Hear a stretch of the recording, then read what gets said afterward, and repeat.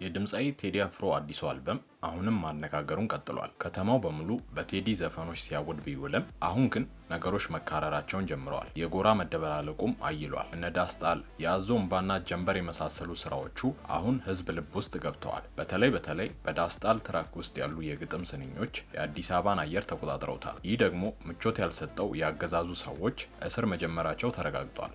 ቤት ለቤት እንዲሁም ከየስራ ቦታው የድምጻዊውን በተለይ ዳስጣልን ከፍቶ የተገኘ ሁሉ በመለቀም ላይ እንዳሉ መረጃዎች እየደረሱን ይገኛሉ። የቤት ለቤት አሰሳና ማስፈራሪያም እንዲሁም ይህን የከፈታችሁለት የሚል ዛቻም በነዋሪዎቹ ላይ እየደረሰ ይገኛል። አጎቱን ቤቱ ድረስ ገብተው አንጠልጥለው ስለወሰዱበት ወጣትም የምናደርሳችሁ መረጃ አለ። ከዚህ ከሙዚቀኛው ስራ ጋር በተያያዘ የህዝብ አመጽ ይነሳብኛል የሚል ስጋት የገጠመው አገዛዙ ልክ ከዚህ ቀደሙ መንግስት የሚያደርገውን አይነት የማፈን ስራ ጀምሯል። በዚህ ጉዳይ በስፋትና በዝርዝር እንመለስበታለን። ሌላው ደግሞ ዕለተ ሐሙስ የድምጻዊ ቴዲ አፍሮ አልበም በተለቀቀ ማግስት ዕለተ አርብ ሌሊት ላይ ይህን የሚቃወም ሌላ የኦሮምኛ ሙዚቃ ተለቋል። በታዋቂዎቹ የአፋን ኦሮሞ አቀንቃኞች ገላና ጋሩምሳና ዮሳን ጌታውን የተለቀቀው ይህ ሙዚቃ የነገሩን ጡዘት ከፍ አድርጎታል። በግል ደረጃ በጠንካራ ቃላት ቴዲ አፍሮን እስከ መዝለፍ የደረሰው ይህ ሙዚቃ በርካታ አነጋጋሪና አጨቃጫቂ ሀሳቦችን ይዟል። በውስጡ የሰነጉትን ሀሳቦች ወደ አማርኛ ቀይረን የምናስደምጣችሁ ይሆናል። ቪዲዮን እስከ መጨረሻው ከተከታተሉ ይህን ጨምሮ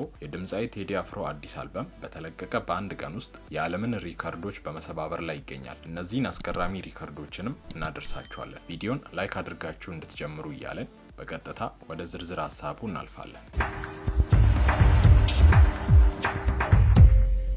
እነዚህ የስሜት እውነቶች የሚያስለቅሷቸው እልፍ ኢትዮጵያውያን ብዛት ቤት ይቁጠራቸው እንጂ ለቁጥር ይከብዳሉ። እነዚህ የምትመለከቷቸውን ሰዎች አየን እንጂ እያንዳንዱ ሰው ወጥቶ ቢናገር ማለቂያ አይኖረው። ቴዲ አፍሮ የህዝብ የልብ ትርታ አዳምጧል። ይህንንም በሙዚቃዎቹ አጋርቷል። ታዲያ በዚህ አልበም ውስጥ በተለይ ዳስጣል የአብዛኛውን ኢትዮጵያዊ ትኩረት ስቧል። የአዲስ አበባንም አየር ተቆጣጥሮታል። በየታክሲው፣ በየመስሪያ ቤቱ፣ በየህክምና ስፍራው፣ በየውበት ሳሎኑ፣ በየንግድ ቦታው በአጠቃላይ የልቡን እሳት በአደባባይ የተነገረለት ህዝብ ስሜቱን ለመቆጣጠር ከብዶት ታይቷል። ለዚህም ይመስላል ይህ ሙዚቃ በተለቀቀ በአንድ ቀን ወደ 8 ሚሊዮን የሚጠጋ እይታ ያገኘው። ይህ የህዝብ ስሜት ማዕበል እንዳይወስደው የፈራው አገዛዙ ጉልበቱን መጠቀም ጀምሯል። የድምጻዊ ቴዎድሮስ ካሳሁን ቴዲ አፍሮ ዘፈን መውጣቱን ተከትሎ ከሚያዝያ 8 ቀን 2018 ዓ.ም ምሽት ጀምሮ የመንግስት የጸጥታ አካላት ባደረጉት አሰሳ የፊታችን ግንቦት ወር የሚካሄደውን ምርጫ ለማስተጓጎል አዲሱን ዘፈን እንደ አመጽ መቀስቀሻ ተጠቅሞበታል በሚል በርካታ ወጣቶች መታሰራቸውን ሰምተናል። ስሜ አይጠቀስ ያለ አንድ የመንግስት የመረጃ ምንጭ እንዳረጋገጡት ከትናንት ምሽት ጀምሮ የብሔራዊ መረጃና ደህንነት አገልግሎት፣ የአዲስ አበባ ፖሊስና የፌዴራል ፖሊስ የጸጥታ ግብረ ኃይል በመዲናዋ ሰፊ አሰሳ እያደረጉ ይገኛሉ። በከተማው ውስጥ በሚገኙ የፖሊስ ጣቢያዎች ምን ያህል ተጠርጣሪዎች እንዳሉ እርግጠኛ ባልሆንም በፌዴራል ወንጀል ምርመራ ቢሮ ስር ባለው የምርመራ ክፍል ውስጥ 80 ወጣቶች ታስረዋል ያሉት ምንጫችን፣ በአዲስ አበባ ፖሊስ በተለምዶ 3ኛ ፖሊስ ጣቢያ ደግሞ 25 ወጣቶች በድምሩ 105 ተጠርጣሪዎች በቁጥጥር ስር ውለው ምርመራ እየተጣራ መሆኑን አክለዋል። አብዛኞቹ በቅርቡ እንደሚለቀቁ ተስፋ አለኝ ያሉት አንድ የምርመራ ቡድኑ አባል ዘፈኑን ለአመጽ መቀስቀሻነት ለማዋል ሞክራቸዋል እንጂ መንግስት ከዘፈኑ ጋር ችግር የለውም ብለውም ገልጸዋል። በቁጥጥር ስር የዋሉት አብዛኞቹ ታዳጊዎችና ወጣቶች ናቸው ያሉት ጠቋሚያችን በዘፈን ስም ለአመጽ ተነስ እያሉ መቀስቀስ ወንጀል መሆኑን ገና ያልተረዱ ልጆች የፈጸሙት ድርጊት ነው ብለዋል። በዛሬው ዕለት በአዲስ አበባና በሸገር ከተማ በርካታ ወጣቶች እንደታፈሱ በርካታ መረጃዎች ደርሰዋል። ከቴዲ አፍሮ ሙዚቃ ጋር በተያያዘ የህዝብ አመጽ እንዳይነሳ በመፍራት ነው የወሰዷቸው። ጎሮ አካባቢ የሚኖረውን አጎቴን ቤቱ ሰተት ብለው ገብተው ነው ይዘው ትሄዱት፣ ሜክሲኮ አካባቢ ነው ወስደው ያጎራቸው በማለት አንድ የከተማው ነዋሪ ተናግረዋል። በተያያዘ ዜና የቴዎድሮስ ካሳሁን ዘፈን ትላንት ከወጣ ዕለት ጀምሮ ሌሊቱን በከተማዋ ባልተለመደ መልኩ ረዘም ያለ ፍተሻ ሲካሄድ ማደሩን የሚዲያ ምንጮች ጠቁመዋል። ብዕር አንስቶ በግጥም ስንኝ ለመጣ የአፈሙዝ ኃይሉን ማሳየት አንድም የሀሳብ እጥረት ነው፣ አንድም ሽንፈት ነው። ሌላኛው አነጋጋሪ ጉዳይ ደግሞ የአፋን ኦሮሞ ድምጻውያኑ ለቴዲ አፍሮ ምላሽ መስጠታቸው ነው። የኦሮምኛ ሙዚቃ ድምጻውያኑ ገላና ጋሮምሳና ጋልሜ ሴና በሚል ርዕስ አርብ ሌሊት በለቀቁት አዲስ ዘፈን ባሳለፍነው ሐሙስ ለተለቀቀው የድምጻዊ ቴዎድሮስ ካሳሁን ቴዲ አፍሮ ኢቶሪካ አልበም ቀጥተኛ ምላሽ ሰጥተዋል። በኦሮምኛ በኦሮምኛና በአማርኛ ቋንቋዎች የተሰናዳው ይህ ዘፈን በተለይም በአማርኛው የግጥም ስንኝ ውስጥ የተካተቱ መልእክቶች በቴዲ አፍሮ የአዞ እምባና ዳስጣን ለተሰኙ ዜማዎች ምላሽ የሚሰጡ ሆነው ተገኝተዋል። እንደተመለከትነው በዘፈኑ ውስጥ የተካተቱ የአማርኛ ግጥሞች ከፊሉ እንደሚከተሉት ይነበባሉ። መሐረቡን ስጡት የአዞ እምባ ነው ካለ፣ ሳቅን ካለቀሰ ለቅሶ ዳስ ከጣለ፣ የአገር ካባ ለብሶ የመንደር ሰባኪ መልአክ መስሎ መጣ የሬሳ አምላኪ፣ ይከፈት መዝገቡ ታሪካችን ይታይ ሀገር ማን ገነባው ማን ነው ገዳይ ሲሉ እነዚህ ድምፃውያን በሙዚቃቸው ይጠይቃሉ። ድምፃውያኑ በስራቸው ውስጥ የታሪክ መዝገብ ተከፍቶ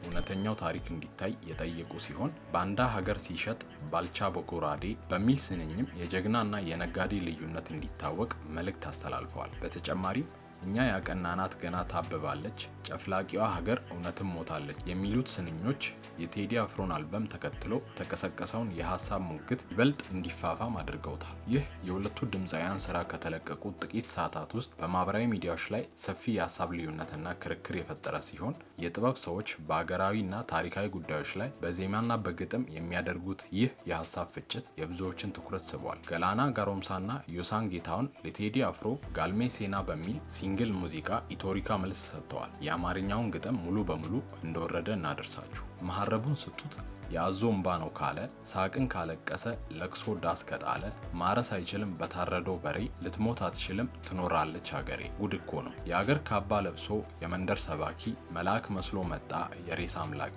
ይከፈት መዝገቡ ታሪካችን ይታይ ሀገር ማን ገነባ ማን ነው ገዳይ፣ ባንዳ ሀገር ሲሸጥ ባልቻ በጎራዴ ለይተን እንወቅ ጀግናና ነጋዴ፣ ለሀገሩ ብሎ ህይወቱን የሰዋ ይመስክር ታሪኩ ይናገር አድዋ፣ ምን ያደርጋል ወሬ ቃላትን መደርደር ሞትም አልፈራንም ወድቀናል ለሀገር፣ አፈር እየላስን አበቃን ለበርገር፣ እኛ ያቀናነው ገና ታብባለች ጨፍላቂዋ ሀገር እውነትም ሞታለች ጨፍላቂዋ ሀገር እውነትም ሞታለች ሲሉ አንድ በአንድ በጠንካራ ቃላት ለድምፃዊ ቴዲ አፍሮ ምላሽ ሰጥተዋል። ይሁን እንጂ በርካቶች በማህበራዊ ሚዲያ ይህን የአርቲስቶችን ዘፈን በመቃወም ላይ ይገኛሉ። ሁለቱም ችሎታ የሚያንሳቸው ሰዎች አይደሉም፣ በጭራሽ ጎበዝ ድምፃውያን ናቸው። ዮሳን በቡሎ ብቻ የፈጠረው ተጽዕኖ ቀላል አልነበረም። አይደለም ቋንቋው ለሚገባው ቋንቋውን የማንረዳው እንኳን ተመስጠን አጣጥመናል፣ ያስተረጎምን ዋው ብለናል፣ በዜማው ተገርመናል። ገላናም እንደዛው። ታዲያ ምን አለ ለቴዲ አፍሮ መልስ መስጠት አለብን ካሉ ጊዜ ወስደው የሚመጥናቸውን ስራ ይዘው ቢመጡ። ሲጀመር ናና እንቀጥቅጠው ተባብለው የተጠራሩ ነው የሚመስለው። ቴዲን ለሁለት ገጠሙት ይላሉ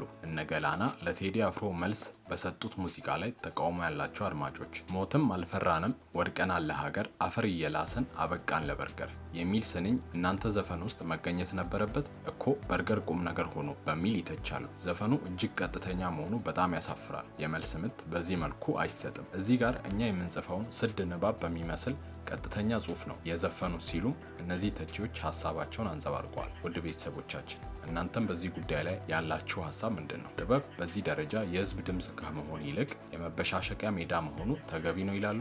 ሀሳባችሁን በጨዋ ደንብ ኮሜንት ላይ አጋሩ። ቴዲ አፍሮ የአፍሪካን የሙዚቃ ታሪክ በአንድ ጀንበር አነቃነቀው። ከ9 ዓመታት ረጅም ጥበቃ በኋላ በ18 አዳዲስ ስራዎች የተከሰተው ኢቶሪካ አልበም በተለቀቀ በ24 ሰዓት ውስጥ በአፍሪካ ብቻ ሳይሆን በዓለም ደረጃ አስደናቂ ስኬቶችን አስመዝግቧል። ምንም እንኳን በሀገራችን መረጃዎችን ሰንዶ የሚያስቀምጥ ተቋም ባይኖርም የጎግል እና የዩቲዩብ መረጃዎችን የሚከተሉትን ታሪካዊ ሰነዶች አስቀምጠዋል። የ24 ሰዓት የሪኮርድ ናዳ አልበሙ በተለቀቀ በ24 ሰዓት ውስጥ ብቻ በጥቅሉ ከ40 ሚሊዮን በላይ እይታዎችን በማግኘት ቀደም ሲል በአፍሪካውያን ተይዞ የነበረውን የ22 ሚሊዮን እይታ ሪከርድ ሰባብሮታል። እንደ ቡተር ያሉ ዓለም አቀፍ ሪከርዶችን ተከትሎ በ24 ሰዓት ውስጥ ከ20 ሚሊዮን በላይ የታዩ ምርጥ 20 የዓለም አርቲስቶች ዝርዝር ውስጥ ቴዲ አፍሮን ቀላቅሎታል። ዳስጣል የሚለው ትራክ ወደ 8 ሚሊዮን የሚጠጋ እይታ በማግኘት በ24 ሰዓት ውስጥ ብቻ ብዙ እይታ ካገኙ የዓለም የሙዚቃ ቪዲዮዎች አንዱ ሆኖ ተመዝግቧል። ከፌስቡክ እስከ ቲክቶክ ከኤክስ እስከ ኢንስታግራም መነጋገሪያ የሆነው ኢቶሪካ